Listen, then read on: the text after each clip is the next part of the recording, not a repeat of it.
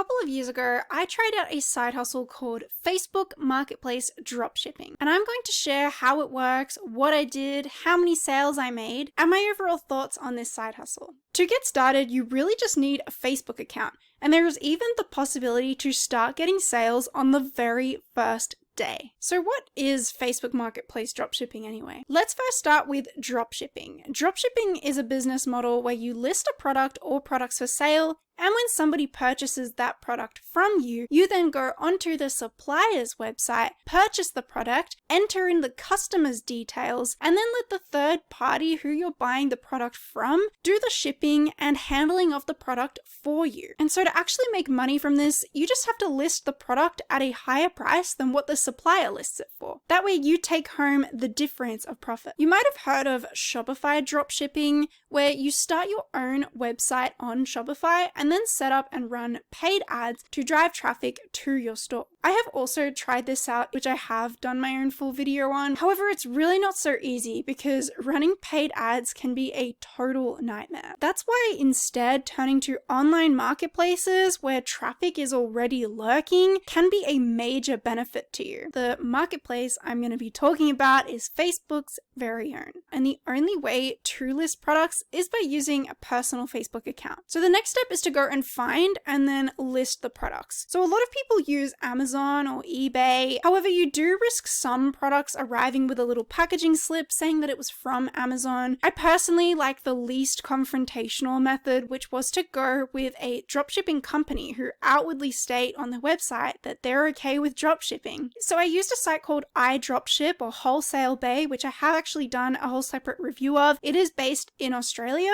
and they do free shipping on pretty much all products. Then I started browsing the catalog of products and I created a Google sheet with some of the key details in it. So this included the product name, the link, the price that I was thinking about listing it for. I also tried to focus more on homeware products because a lot of people on Facebook Marketplace will be looking for furniture. I only listed products that had at least 100 of them in stock. I didn't want someone to give me money and then by the time I went to go and purchased it, it was already out of stock. So how do you go about listing products? It's actually pretty easy because the supplier should already have taken their own pretty good photos and also created their own title and description, which you can for the most part copy and paste. I would try to put a lifestyle photo as the first cover photo for my Facebook listing. For the title, I would mostly just copy across the supplier's title, but I would usually tweak it. Try to think of keywords that you can use that people might be searching for and then add them into the title. But obviously don't go crazy and make it look like it's a listing on wish.com. For the description, I took the most important parts and converted them into dot point format. You don't want to create super SEO heavy, captivating descriptions. I also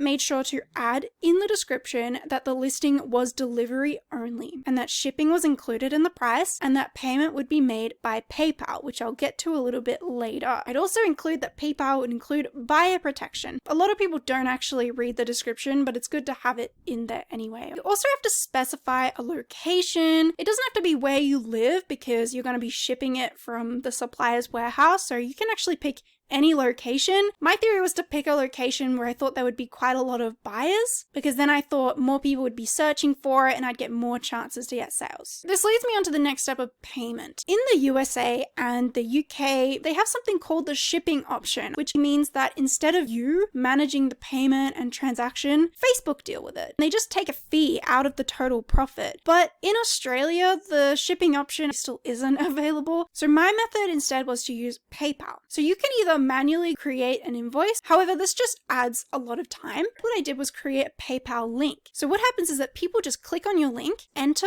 an amount, and then they log into their payment account and they pay you. They transfer you that money. It's really cool and it's really fast. And it's also secure and includes buyer protection. It just means that they can actually submit a claim if they don't end up receiving the product, they can get a refund. I personally would want that if buying something online. Every day I would check the stock of all my items. If it went out of stock, I would pause the listing, and I would also try to list fresh products every single day. What actually happened when I did get sales? How did people actually purchase products? People would send me a message, which was usually the default, "Is this product still available?" It drives me nuts. I would then go check the item, and then I would respond with a pre-written message to to save time. Some people would respond and say, no, we want to pick it up. I only want to do pickup. I'm not doing shipping. And a small minority of people would want to proceed to payment. So then I would send them my link. They would go ahead and transfer me the money. Then I'd go pay for the product and then ship it out to them. Once I'd receive the tracking number, I would send it to them in the chat. So let's dive into my results. Then I'm going to provide some advice. So I started this side hustle in August 2021, and I did this for 2 months. I placed 15 orders with the supplier and sold a total of 21 products. I issued one partial refund, which I'll get into later. So in total,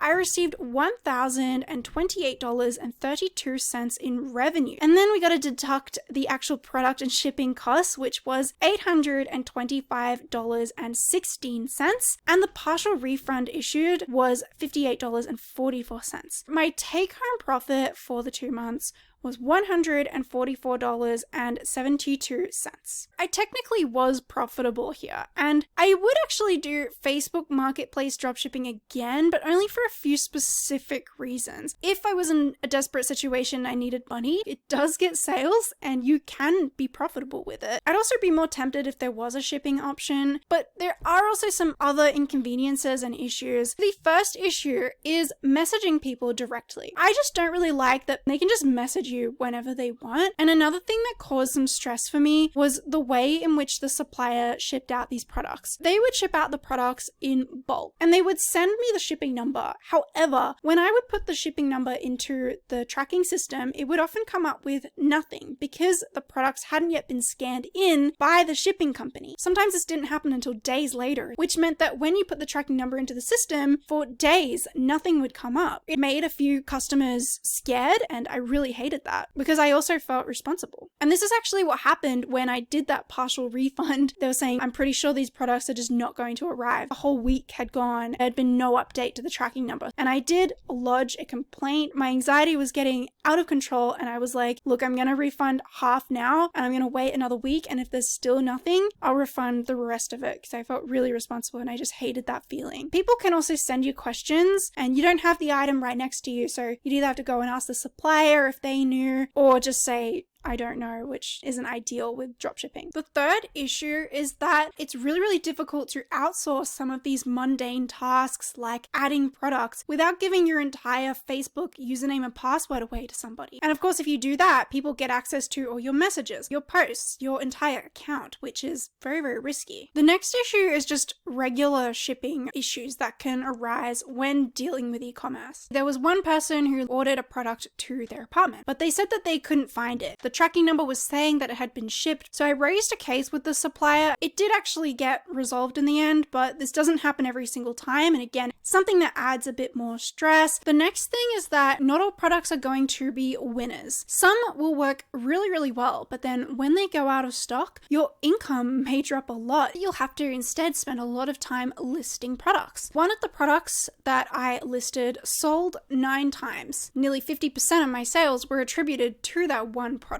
The next downside is that Facebook Marketplace dropshipping is very, very time consuming for possibly not too much profit. At least that was the case for me. Again, if the shipping option was available, this would save a lot of time. If I look at my results, $144 in 2 months is pretty bad, especially because you have to keep dedicating that time into more and more and more products. So now enough about the downside. So let's talk about some of the pros of this side hustle. So first of all is that it's free. You don't have to pay anything. The second thing is that it's actually just a matter of time before you get a sale. The sales do appear to come, and this side hustle obviously will work because you're just finding a product that is going to sell to regular people using a marketplace. The next thing is that you don't really need any money to start with. If you actually have $0 and you list up a product, you wait until they send you the funds and you have them in your account to go and actually buy the product, and you can immediately start making profit and then scale from there. It's still good to have some money to start with in the bank. What if something goes incredibly wrong on that first sale and you have to issue a refund? You probably want to have enough just to be able to send that to them, but it doesn't require a big upfront investment, unlike with Shopify Dropshipping where you're sending